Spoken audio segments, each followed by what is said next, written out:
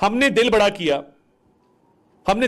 हमने कहा कि हम इमरान अहमद न्याजी के दोनों साहबजादों को पाकिस्तान में वेलकम करेंगे, खुले दिल से वेलकम करेंगे। वो आए, नायकॉप के ऊपर पाकिस्तान में आए। इसकी क्या वजह थी कि आप पाकिस्तानी शहरी के तौर पे आए?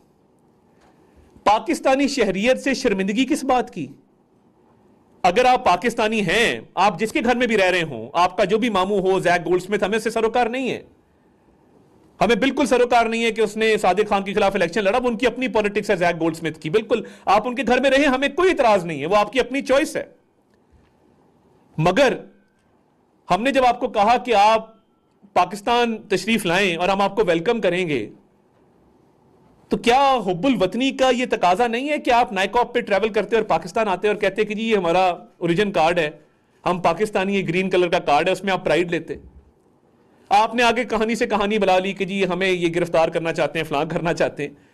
हमने तो कहा था हम वेलकम करेंगे, आप आए बतौर पाकिस्तानी शहरी आए, मोस्ट वेलकम। मगर हमें पता था कि आपके नेफेरियस डिजाइन्स हैं क्या।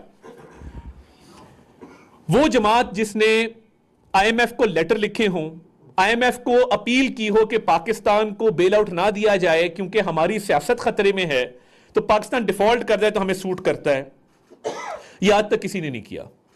क्योंकि डिफॉल्ट करने से मुस्लिम लीग नून का तो चले जो नुकसान होना है, मगर मेरे मुल्क के मजदूर का नुकसान होना है, मेरे मुल्क के फैक्ट्री वर्कर का नुकसान होना है, मेरे मुल्क के उस शख्स का नुकसान होना है जो सुबह 9 बजे अपने बच्चों के लिए रोजी कमाने निकलता है और 5 बजे घर जाता है, जो व्हाइट कॉलर जॉब करता है।